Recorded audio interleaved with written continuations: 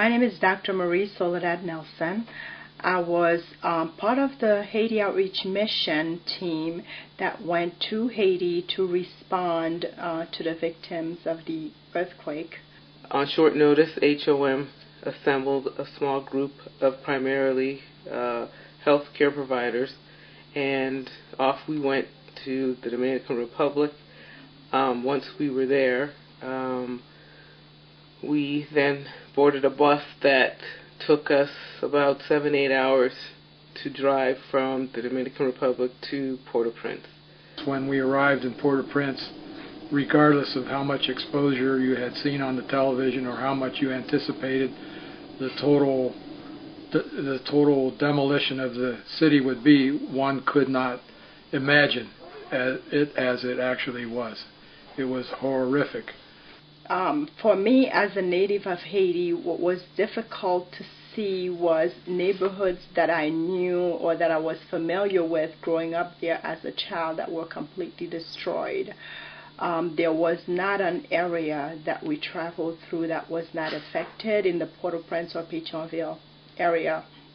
Every other building or house was destroyed or severely damaged.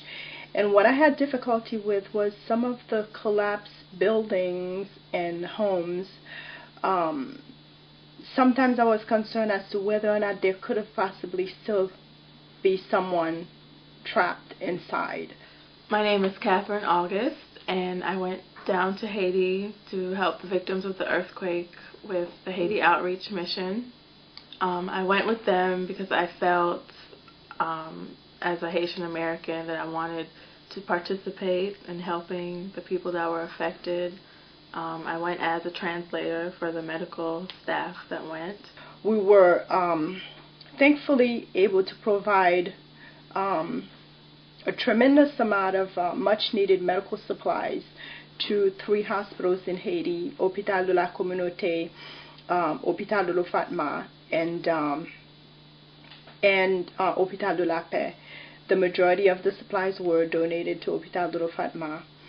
But we saw several people outside of the hospitals that were hanging out, begging, asking for food or money or whatever we had.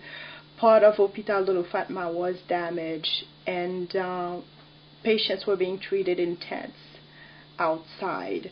And by the time we got there, they were basically out of the majority of their supplies. And it seems like we got there just in the nick of time to bring them basic things that they didn't have, such as IV antibiotics, pain medications, dressing supplies, and so forth. They couldn't house the patients inside the facility because it hadn't finished its 3 inspections. So the sidewalk, or the street I should say, was lined with tents, and they were kind of treating these tents as wards, and most of the wards were filled with amputees of all ages, children and adults, and then there were expectant mothers as well, or women who recently delivered children. And so what a portion of our team did and what I did was, a lot of the patients needed a lot of wound dressing changes.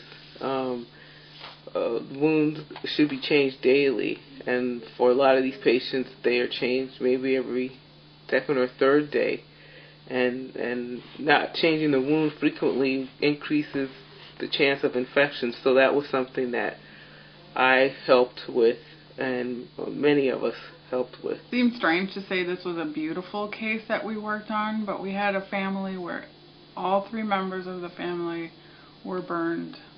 Unfortunately, the mother needed to have anesthesia just to get her dressings changed. We changed the dressing on the son and the father. But the beautiful part of it was the people in the community standing behind them as they got their dressing changed, encouraging them when they were in pain. And then even the next day when we went back to that hospital and saw that family, they were waving at us and smiling at us. And I found that very touching because I know they were in a lot of pain. We were able to put this trip together with the help of Kim Saint Victor. Kim is the cousin of Haiti Outreach Mission co-founder Dr. Dominique Monday Matthews, and she's a physical therapist employed at Ofatma Hospital. She put us in contact with the various hospital administrators and physicians that we needed to get in touch with in order to travel to Haiti and work out of those facilities. She played a special role because she was able to go out with the paramedics that went with us and took them into what we're calling the tent cities, and they were able to see a lot of people who haven't made it to hospitals or made it to any clinic.